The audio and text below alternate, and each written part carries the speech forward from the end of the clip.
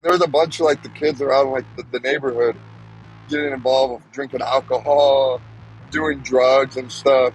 One of the kids would like getting in one of my friend's face and start shoving him.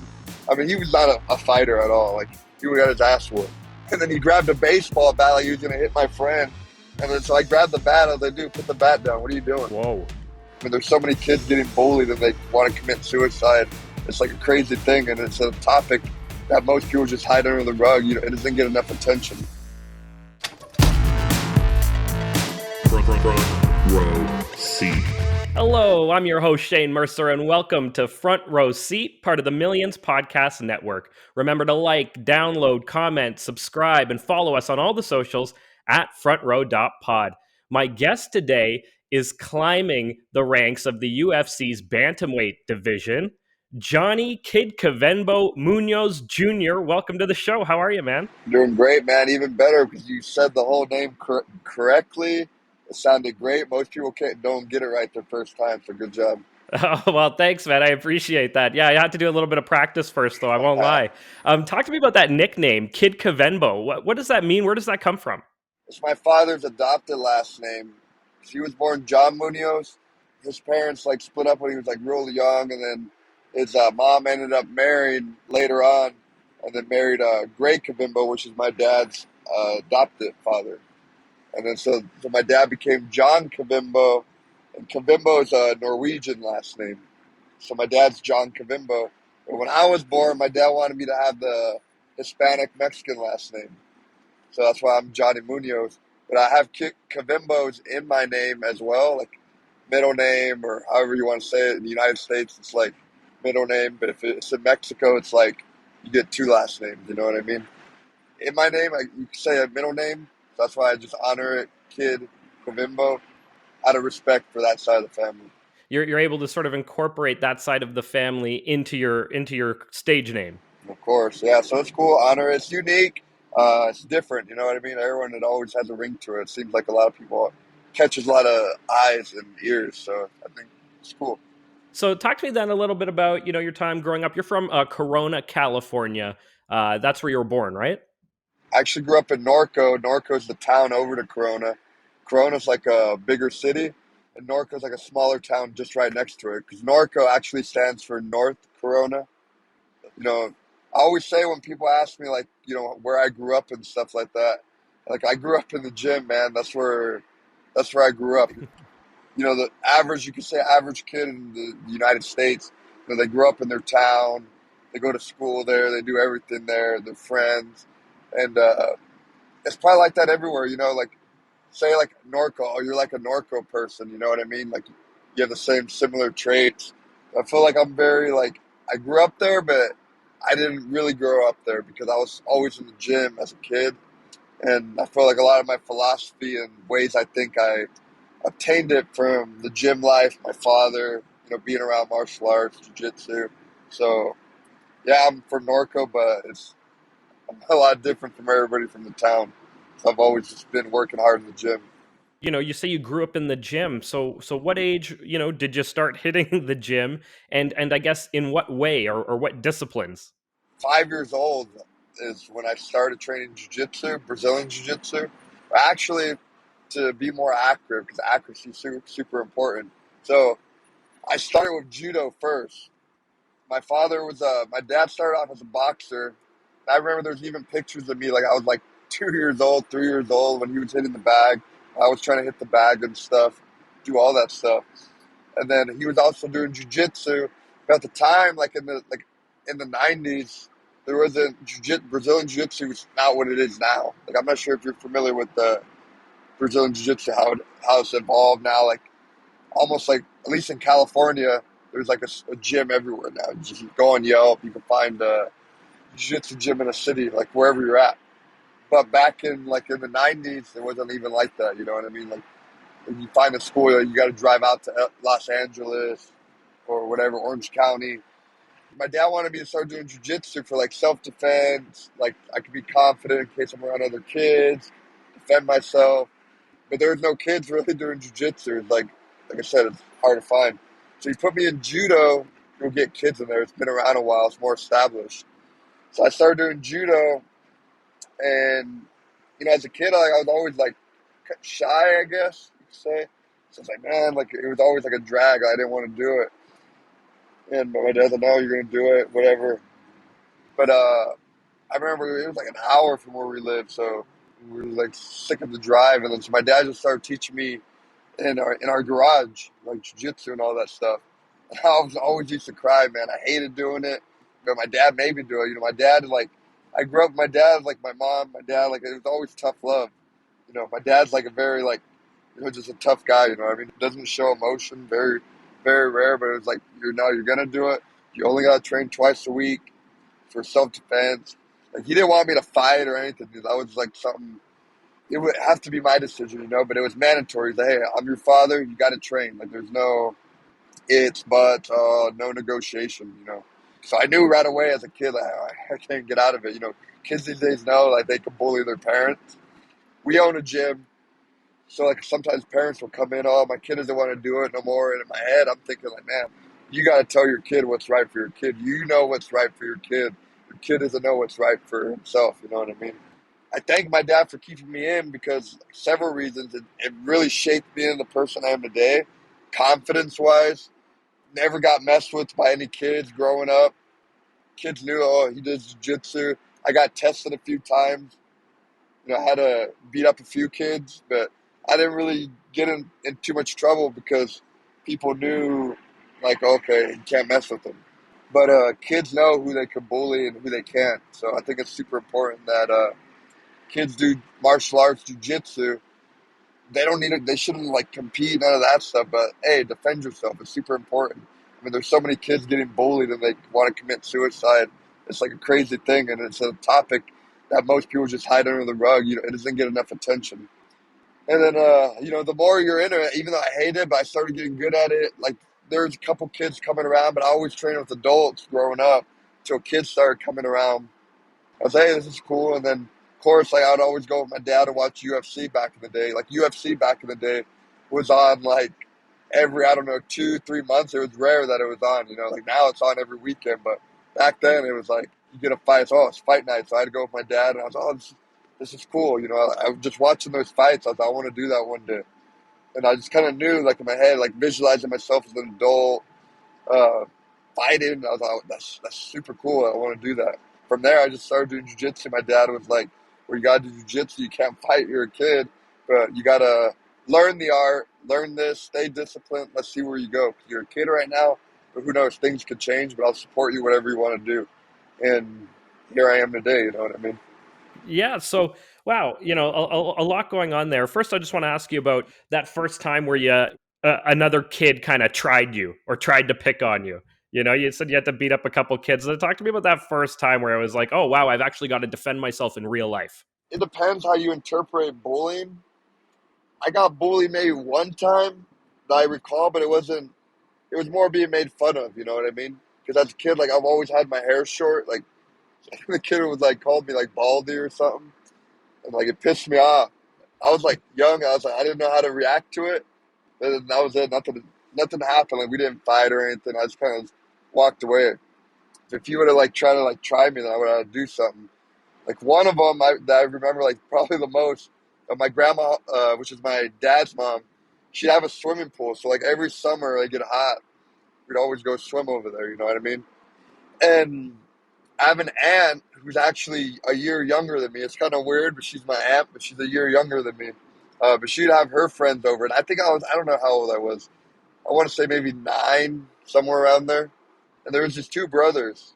One of them, he was a little turd, you know what I mean? Like, he'd always get into trouble at school, like pick on other kids, that kind of stuff.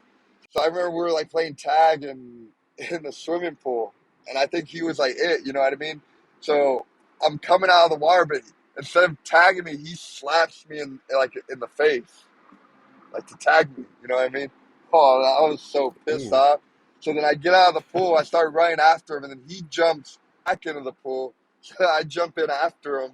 Then I finally get a hold of him. We're like in the shallow end, and then I remember I think I threw up like a triangle, which wasn't the smartest thing in the water to do. And then like my head's underneath the water, although it's not a good idea. So I let go of the triangle, and then from there, like I grabbed him and put him in a choke, and he starts crying, and then my dad had come, like, let him go, whatever. Kids all crying, like, complaining. And I was like, hey, I was just defending myself, like we're playing tag, but you don't slap somebody in the face to tag them, whatever. And then ever since then, like, he stopped messing with me, never messed with me again. I used to like ride bikes a lot with my cousins back in the day. It's like just bikes around like the neighborhood, go to like the liquor store, get like a soft drink. And, like, there was a bunch of like the kids around like the neighborhood who I was cool with, but they weren't really my friends. We were cool. Like, I talked to them, but it wasn't like they weren't my homies. You know what I mean? They were taking another path in life. You know, this was probably like around middle school, but they were already like getting involved with drinking alcohol, doing drugs and stuff, all that stuff. But like, I remember like a couple of them just would like run their mouth. Like, you ride your bike and just start running their mouth. And like as a kid, like, I didn't put up with that. Like, like I always minded my own business, but if somebody was like running their mouth at me or someone like my cousin or somebody like close to me, like, I'm gonna confront you. Like, I'm just not gonna let you get away with it. You know what I mean? And so like a couple kids. One of the kids would like getting in one of my friends' face. There was a homie of mine back in the day. Like, getting in his face, oh, you're a bitch. Start shoving him, and then he grabbed a baseball bat like he was gonna hit my friend. And then so I grabbed the bat. I was like, dude, put the bat down. What are you doing? Oh, well, he's a bitch. Whoa. Yeah, like he was gonna hit him with a baseball bat. Because we used to play baseball in the neighborhood too. And it was like, so I grabbed the bat. I was like, hey, what are you doing? You're gonna hit him?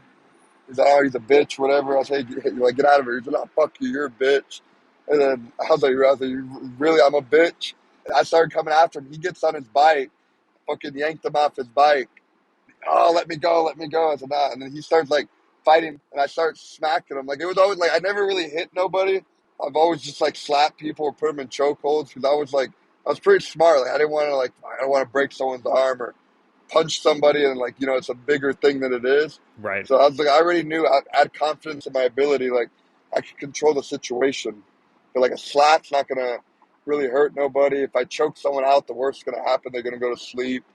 They'll wake up. So like, with this kid, like I was mounting him. I just started like smacking him, whatever.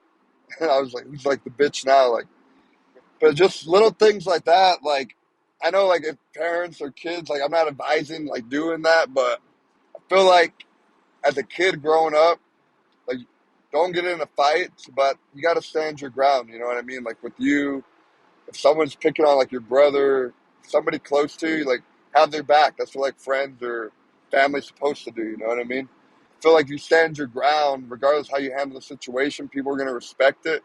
They're gonna know, like, I don't want no problems with them because that person's gonna confront the situation. I think that's really what it is. You know what I mean? I've always confronted the situation. So from there, like, people knew all like kids, like, growing up, even as I got older, like, I didn't have issues. Like, everybody knew, like, just don't mess with him because he's not a barker. He's gonna bite. You know what I mean? So like, people knew that, and I didn't really get into much trouble. That's why I'm thankful for my dad, because I could have took a different path, like with all those other kids who like they got on drugs, alcohol. Like, I'll see some of them every now and then. Like, their life is like, it went to shit. You know what I mean? But it's really on the decisions you make, the people you're around. Pretty much how that kind of went growing up. You really stopped that other kid that was going to grab the bat from making a decision that would have changed his life. Yeah, I mean, I didn't really know what they were arguing about because I just like got there. But I was like, well, this guy's my homie. I don't think he's wrong. Like, my friend was, I mean, he was not a fighter at all. Like, literally, he's not a fighter. But he was very likable. You know what I mean? Like, everyone liked him, but he's not a fighter. Like, he would have got his ass whooped. Because in those situations, like your heart raises. You know what I mean? Like I kind of went in that nervous state, because being nervous is good because it allows you to react. So I was like, oh shit, he's about to hit him. So like, I grabbed the bat, and he was trying to like shug it, and I shugged it away. You're not gonna hit him. Come on. He even tried being my friend later, but I was like, I kept it cool with him in my head. I'm like, get the fuck out of here. Like, you're only my friend because you're afraid of me now. But I've always been like a real person, you know what I mean? With friends, family, like, just very loyal. I feel that's just stuff my dad instilled in me at a young age. And I always felt like if we weren't friends before this, like, why were we going to be friends now? I mean, it could change, but it's like you're fake, you know what I mean? You're only being my friend because Like, you're scared of me. Like, we don't need to be friends. I hear you, man. Well, let's talk a little bit about your actual fighting inside the cage now. At what age or stage of your career did you realize, you know what, I'm going to do this competitively and I'm ready to compete? Watching fights with my dad was like 8 years old, and I seen it on TV, and I was like, I knew right away that's what I wanted to do. I just knew. And like every day as a kid growing up, I'd always visualize myself fighting in the cage, what weight class I would be. I've always visualized myself being like a light heavyweight. I fight at 135, but I like the size I am. I'm glad I didn't get that big because I don't know, those guys like move slow. Like, I don't know, they don't excite me, but I feel like the lighter weight classes are exciting, it's very competitive. So it's cool. But I started competing my first jiu-jitsu tournament. I was 12 years old. We went to San Francisco. That was my first tournament. I didn't know what to expect. I was kind of like, I was nervous. And yeah, I won the tournament. Like, just outpointed kids, tapped the kid out. I was, oh man, like, it gave me confidence. I was like, I'm pretty good at this. You know what I mean? First tournament, like, I beat a kid who competed a lot. I remember back then too, like I said, jiu-jitsu wasn't regulated. You sign up for a tournament back then as a kid, you go there, and all the kids, say there's like, I don't know, 50 kids who signed up, right? So they just literally pair the kids up. Okay, you guys look about the same size, you look about the same size. Boom, we'll create a bracket out of you guys. I was very competitive in jiu-jitsu. I won tournaments, Pan Americans, and so I got really competitive in that. And I knew I was going to transition MMA. It's like, what? I'm just super competitive. Like, you win a world title, like, I want to go again. You know what I mean? I want to win another one. Or if it doesn't plan out, you lose. It's like, man, I need to get my redemption. You know what I mean? So I was kind of getting caught up in that, which is not a bad thing, but it's just like competitive. And then finally, I think when I got my black belt, I think I was 20 years old. My jiu-jitsu black belt. Jiu-jitsu is different. You don't get a black belt when you're a kid. You know what I mean? But I got my black belt. I won the SJJ IF World Championships, my weight class, and the Absolute, which is every weight class. So it's heavyweight combined. And then I Wow. was a brown belt. Out of my cousin, who was a blue belt at the time, I seen him like in the bullpen. And then I was like, hey, because he had already competed. He won his division. And then he was like, oh, I'm going to do the open weight for blue belt. And then it just comes like, man, I want to do the open weight. So I went to go check if I could sign up, and I did. They let me go. So I went to go do the open weight for brown belt. It seemed like I got the biggest guys of the whole damn thing. I went like a super heavyweight. Like, dude was like 6'6". Like, he was tall. And I just had to outpoint these guys, you know, because I knew I couldn't go head on with them.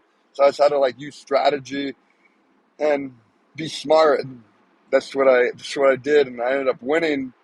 And then on the podium, my dad gave me my black belt. It was a super cool moment. I wasn't expecting it.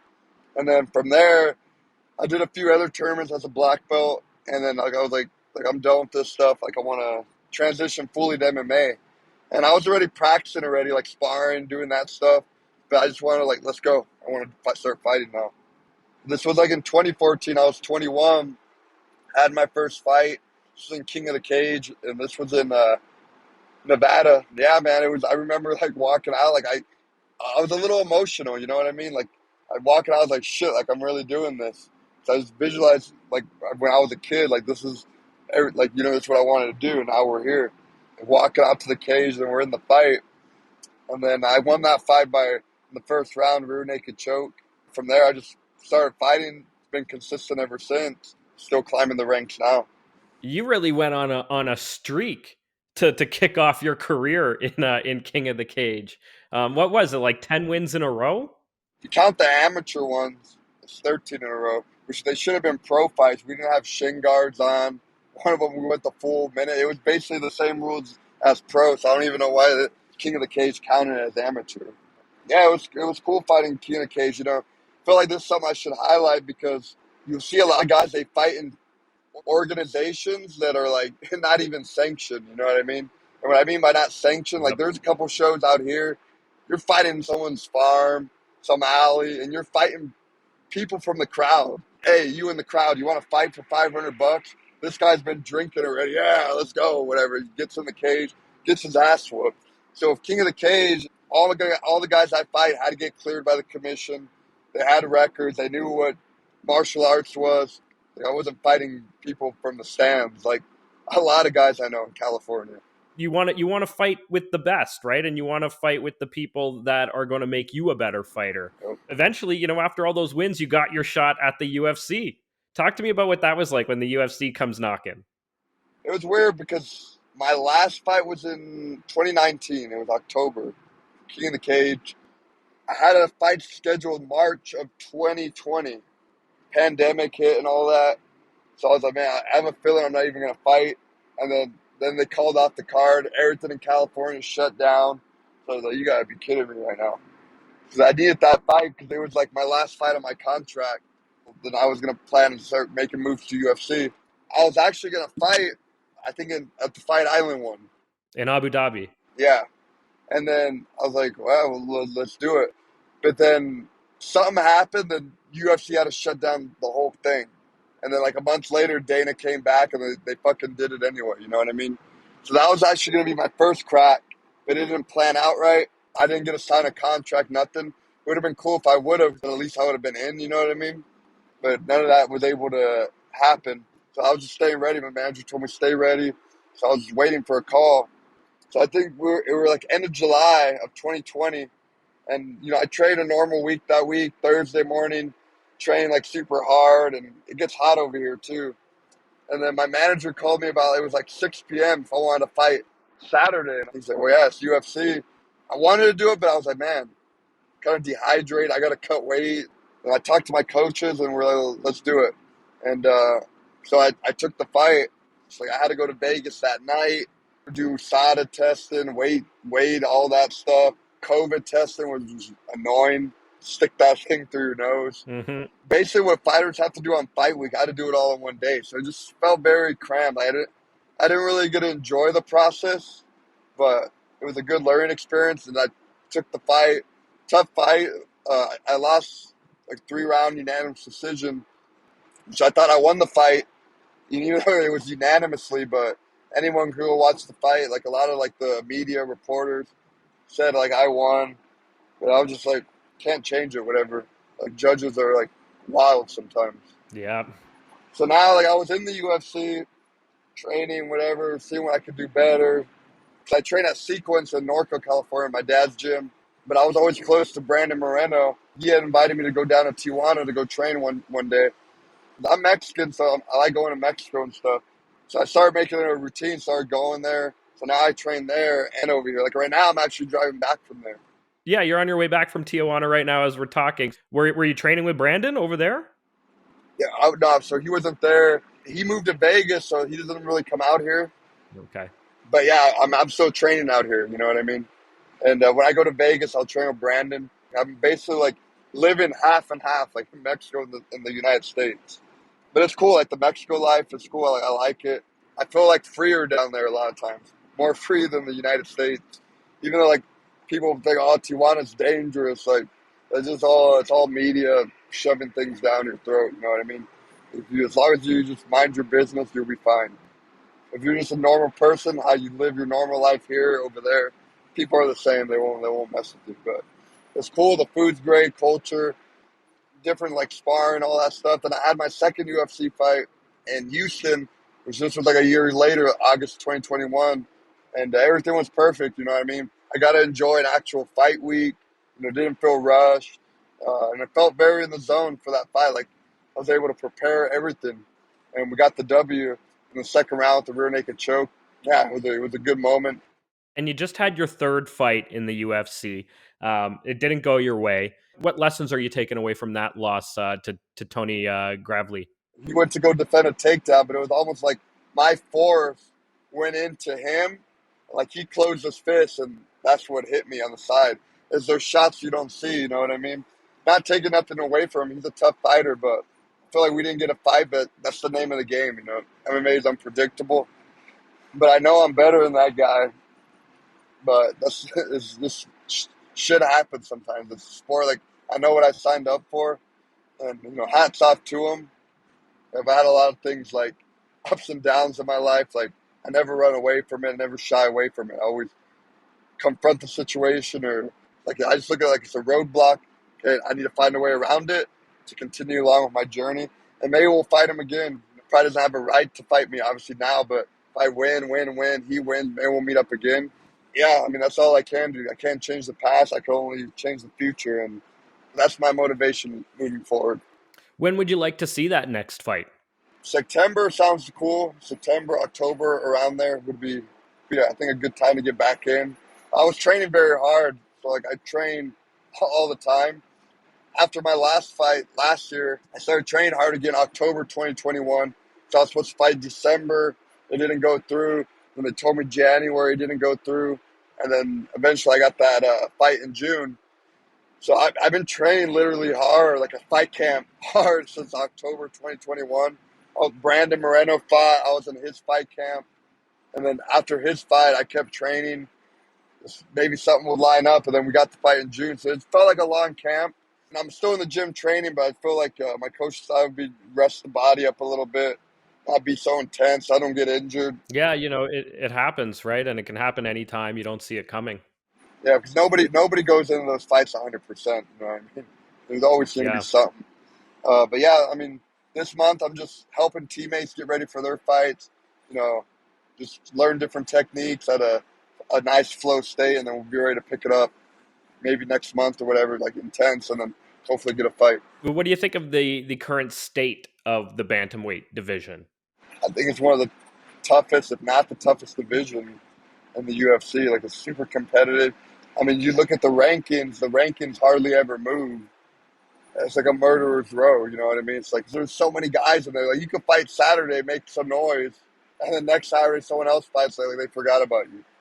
You know what I mean? So it's like the division has its pros and cons. Like, competitive, tough division, but I feel like there's so many guys in the division that don't get enough notoriety. They don't get the attention or the build that they deserve. You know what I mean? But it's like kind of the negative part of the division. Yeah, it's it's like you said, it's tough, and you really got to sort of earn your dues throughout the division, and finishes really matter, right? And how you win really matters. Aljamain Sterling at the top of the division, everybody gunning for him. What do you think about his sort of reign as champion so far? A lot of people don't like Sterling. You know what I mean? Mm-hmm. I've trained with him a few times. He's cool. But a lot of people, it doesn't really matter how you are. You can be a nice guy, a bad guy, a shithead. Just be yourself. Like, people are going to like you. They're going to hate you anyway. Probably the most purest person that history tells us, the nicest to ever exist, probably Jesus Christ. You know what I mean? At least from what history is telling us. That guy had haters.